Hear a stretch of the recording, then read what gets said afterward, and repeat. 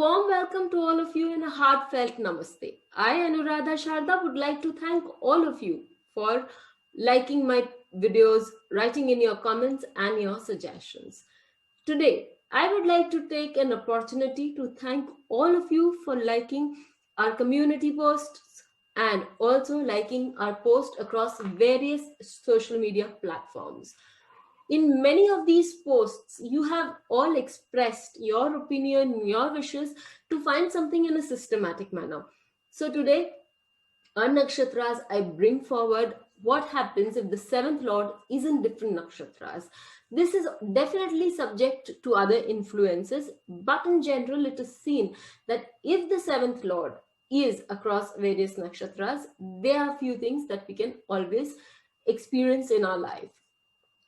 The seventh lord is very important. The seventh house is very important. The seventh lord, say supposing for Aries Lagna, the seventh lord becomes Venus. When Venus is across various nakshatras, it will have a different result.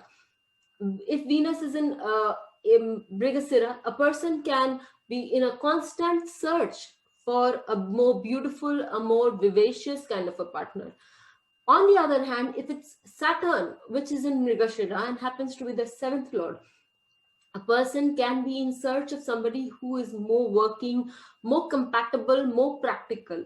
So obviously, this, what I present in front of you, is the general theme of the nakshatra, but superimposing the characters, the qualities of the planet will go a long way in giving you a very strong clarity as to what the person is wanting in his or her married life and what a person is likely to get because of the effect of that nakshatra.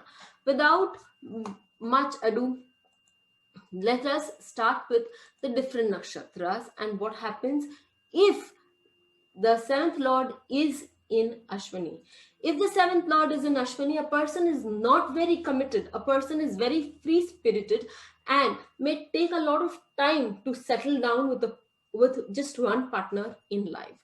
When the second lord is in Bharani, in such a case, the person can have problems with propriety and as such may not get involved with anyone or everyone and can have problems with marital issues on that regard. When the seventh lord is in Kritika, infidelity issues definitely seem to seep in and a person can just let go of their married life and easily move on to the next partner. It can also happen that the person can move on to spiritual journey, thereby not getting married at all. When the seventh lord is in Rohini, a person is too possessive about their partner, they can have multiple partners and there are definitely infidelity issues. When the person has the seventh lord in Mrigasira, there's a constant search for a better partner, a need to find somebody who can complete you, not realizing that you're the one who completes yourself. Adra Nakshatra can face a lot of problems in marriage due to in-laws, especially if the seventh lord is present there. In Punarvasu Nakshatra, this nakshatra may not give a happy married life, but definitely a good marriage when there is a second marriage or a remarriage with the same person. When there is a person gets married with somebody who has their seventh lord in Pushya, they generally have the complaint that there can be loss of marriage due to over workaholic nature of that person, or the person can get diverted or can fall in love with some other person also. With the Aslesha Nakshatra, there is a possessive nature and gossiping issues that can be detrimental if the seventh lord is present in this nakshatra. A very good example, let us take up here, is that of Al Pacino. Al Pacino has his seventh lord in Ashwini Nakshatra. Needless to say, he's still not settled and he's in search of good times rather than settling down and getting married. Continuing further with Magha, they get married with the consent of elders, trying to live within the boundaries the elders have set and would like to be very, very proprietorial about their lineage. When a person who has his moon or has a seventh lord in Purva Falguni gets married, the person can have many other interests, and there is also a chance of a roving eye. With the seventh lord in Uttara Falguni, there is a happy marriage, but this marriage comes only after a great deal of turmoil. For people who have their seventh lord in Hasta, they would always like to get married to somebody who is accomplished, and such people, the people they get married to, would also be very jovial. If you have your seventh lord in Chitra, it's most likely that your married life will be good.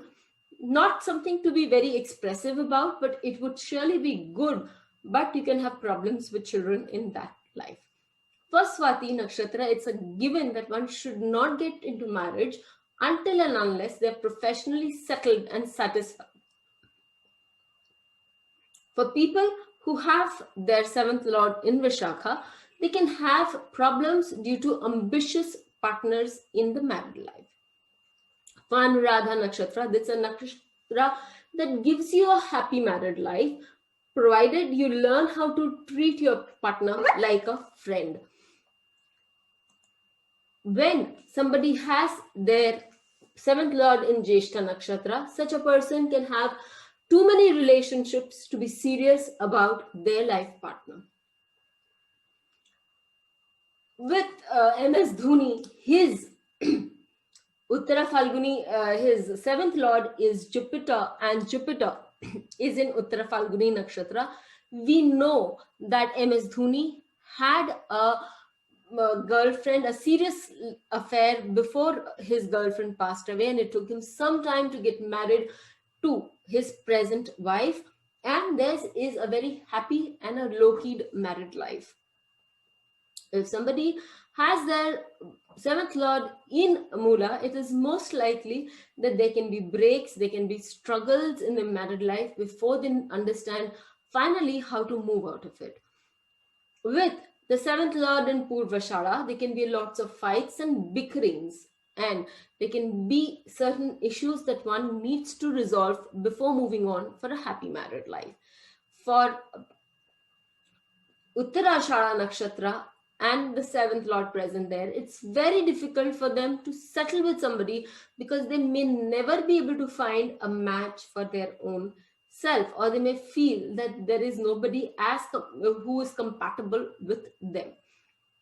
When we talk about Shravana Nakshatra, married life for such people is beautiful. There are lots of love, but there's constant bickering, and there is a need to prove to your partner that yes, you are in love with them. In Dhanishta, the person may face a lot of problems due to marriage. Sadbhish Nakshatra can give you a very strict spouse, which can cause a lot of claustrophobic problems for you. There can also be problems with sexual orientation in this nakshatra. In Purva Bhadra Nakshatra, there is an intense attachment with spouse, and sometimes that can overboard, that can create jealousy, that can create insecurities in the relationship. Uttara Bhadra Nakshatra is one of those nakshatras which gives you a very happy and a calm married life. Revati Nakshatra gives you a nurturing spouse, and the nature of the spouse is such calm effect and somebody who can be a guiding force in your life. With this, we take an example. So, let us take the example of Sanjeev Kapoor. In Sanjeev Kapoor's chart, his seventh lord is Mars, because the Lagna here is Libra and Mars is in Revati Nakshatra in the 6th house. His spouse is the one who supported Chef Sanjeev Kapoor when he was on a different tangent of getting things on television, on national TV, and being a chef, the show being the first of its kind on Indian TV. Not many people could understand his vision, but his wife was very supportive and continued to help him to reach a certain scale in life. So here we see how the seventh lord in different nakshatras help us to understand our spouse and also help us to understand what kind of spouse we might be getting. Do write in to us and let us know how you found this video, and please don't forget to like, subscribe to our videos. Till we meet with you again.